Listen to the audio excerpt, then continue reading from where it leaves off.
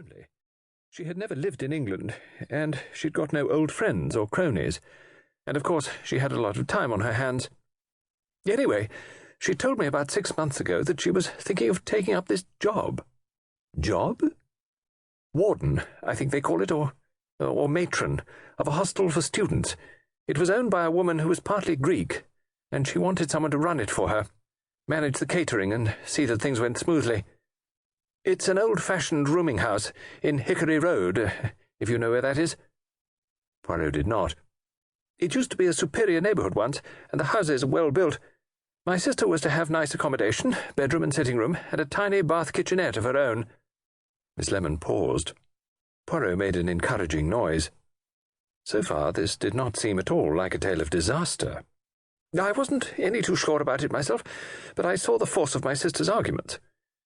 She's never been one to sit with her hands crossed all day long, and she's a very practical woman, and good at running things, and of course it wasn't as though she were thinking of putting money into it or anything like that. It was purely a salaried position. Not a high salary, but she didn't need that, and there was no hard physical work. She's always been fond of young people and good with them, and having lived in the East so long, she understands racial differences and people's susceptibilities, because these students at the hostel are of all nationalities. Mostly English, but some of them are black, I believe. Naturally, said Hercule Poirot. Half the nurses in our hospital seem to be black these days, said Miss Lemon doubtfully, and I understand much pleasanter and more attentive than the English ones, but that's neither here nor there. We talked the scheme over, and finally my sister moved in. Neither she nor I cared very much for the proprietress, Mrs. Nicolaides, a woman of very uncertain temper, sometimes charming and sometimes, I'm sorry to say, quite the reverse, and both cheese-paring and impractical. Still, naturally, if she'd been a thoroughly competent woman, she wouldn't have needed any assistance. My sister is not one to let people's tantrums and vagaries worry her. She can hold her own with anyone, and she never stands any nonsense. Poirot nodded. He felt a vague resemblance to Miss Lemon showing in this account of Miss Lemon's sister, a Miss Lemon softened, as it were, by marriage and the climate of Singapore, but a woman with the same hard core of sense. "So, your sister took the job?" he asked. "Yes, she moved into 26 Hickory Road about 6 months ago. On the whole, she liked her work there and found it interesting."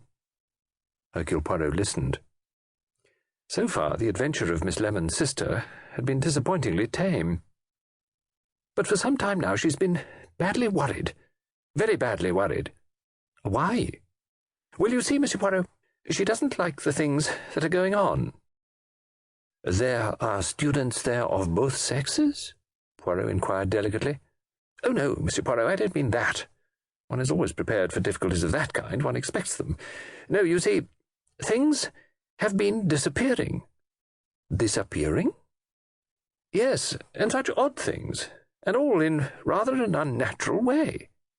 "When you say things have been disappearing, you mean things have been stolen?" "Yes."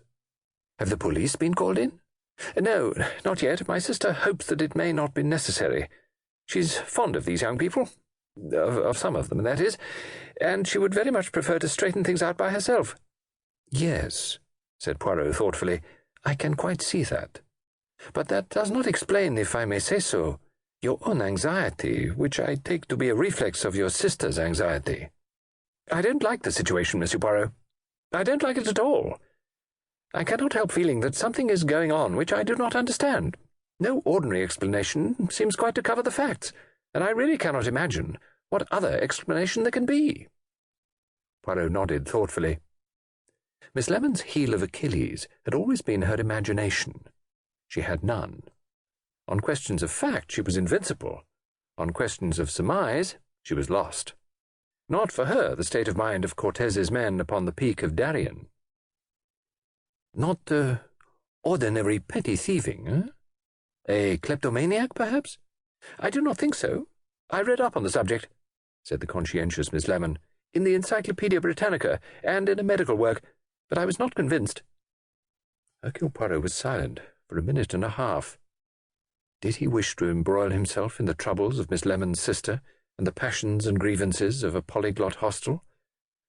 But it was very annoying and inconvenient to have Miss Lemon making mistakes in typing his letters.